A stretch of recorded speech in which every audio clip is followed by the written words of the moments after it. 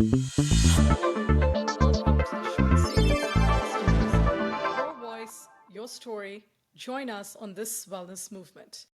The purpose of these short stories is to inspire you with knowledge from individuals around the globe as we celebrate Global Wellness Milestones in the months of May and June. I'm super excited today to welcome Ellen. Hi, Ellen. Hi, thank you for having me. Absolutely, it's a pleasure. Where are you dialing in from today? I am based in Huntsville, Alabama, in the US. Awesome. And how's the weather like? Well, we just had a bad storm, but I'm hopeful we'll get some great spring weather and be able to have some more time outdoors soon. So I'm excited about that. Right. Awesome. All right. I'm here in Seattle, and actually today it's gloomy, but yesterday was a beautiful sunny day. Thank you so much for being here. So I would love to just, start off by asking you to share a bit about your wellness journey and, the challenges that you have overcome. Great. Well, thank you. Well, first of all, I am a mother of three children. They are 22 months and 1 minute apart. I have a set of twins, and they are 2 years younger than my oldest daughter.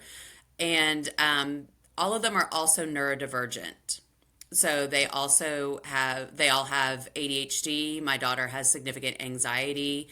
And because they're so close in age and because they are neurodivergent, not only was our parenting journey different, but there's no manual for parenting to begin with. And then when you have children who don't follow a normal developmental path, it becomes very stressful. And so I did a lot of living in the moment, doing what I could. And I think all parents do that anyway.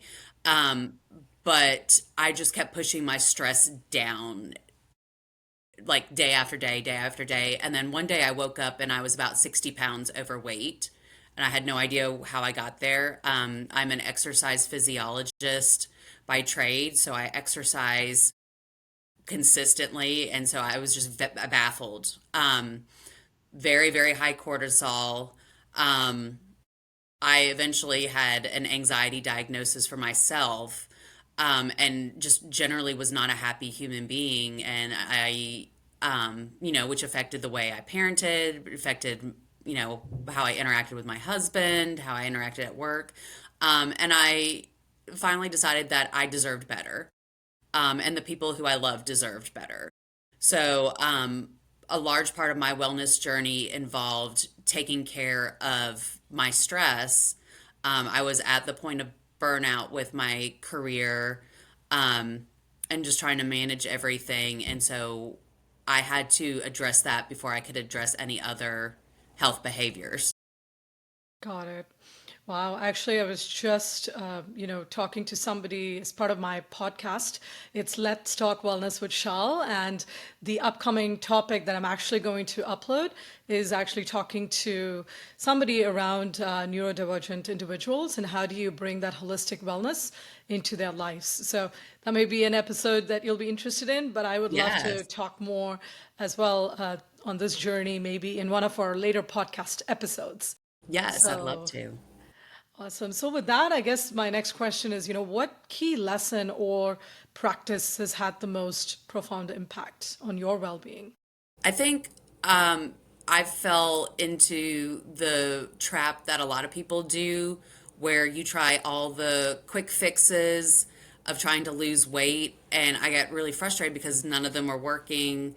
Um, and it really came down to me addressing my stress before I could see any weight loss. I'm a big stress eater. I've realized that I was ignoring all of my hunger cues. So until I could address the stress and really kind of participate in mindful eating and being aware of when I actually was hungry, do I really need to eat? That had the biggest effect on my health, and just being aware of my mood and just with that awareness, I learned a lot about myself, and I was able to really develop some really good habits because of it. Right? And, the last question, what message of encouragement or wisdom do you want to share with the audience? I think the biggest thing is we are so busy and we feel like we don't have time to go to the doctor or maybe talk to a therapist if we need to. And really, we talk about having a village, it takes a village to raise a child. It's really important that you have a specific professional village to help um, keep you safe and healthy as well. And so I would really recommend making sure you're with a doctor that you really connect with. If you need therapy to address your mental health, find a really good therapist that you find easy to talk to, a health coach, whatever you need to address your own individual needs um, can help keep you healthier and longer and happier. So.